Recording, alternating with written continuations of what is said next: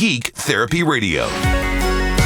What's going on, everybody? Mental curator Johnny Hemberger here. This is going to be a very short podcast. This is just to bring you up to speed with what's going on here behind the scenes at Geek Therapy Radio.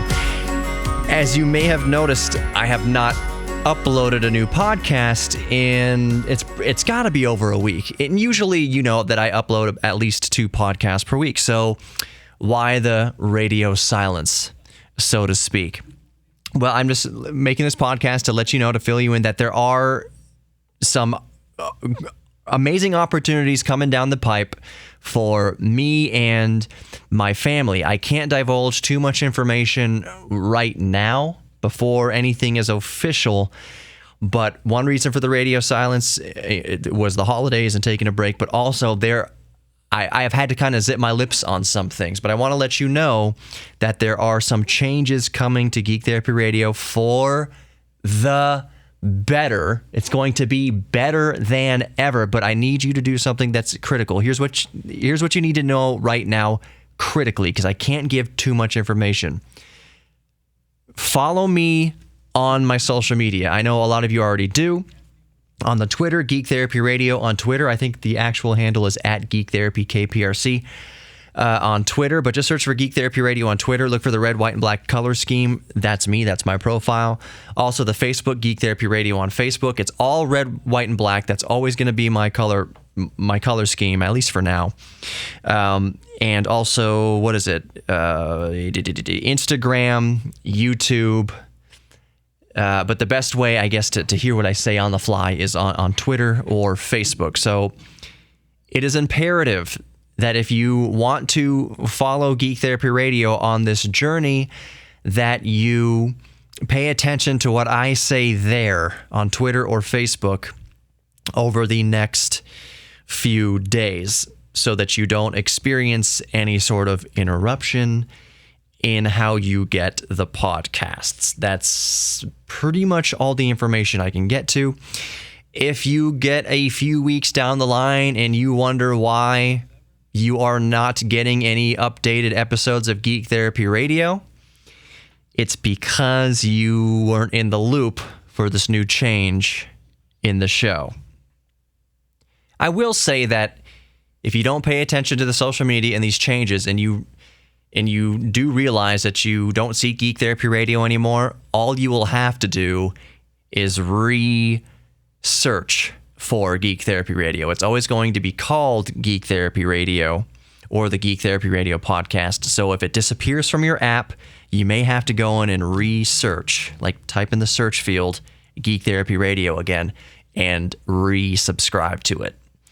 I think that's painting a pretty crystal clear picture of what's coming up in the future. And I will, just on a personal level, this is such great news for my tiny little growing family and I, and it is great news for you, the listener. The opportunities that are about to unfold for content on Geek Therapy Radio is on the Geek Therapy Radio podcast is enormous. It's going to get so cool and so much better. At minimum, it's going to maintain, the same quality, but it can only get better. The opportunities of people I'm going to have to talk to, of guests on the show, of subject matter, it's going to skyrocket. So make sure that you are at least aware that there are some changes in how you might listen to Geek Therapy Radio.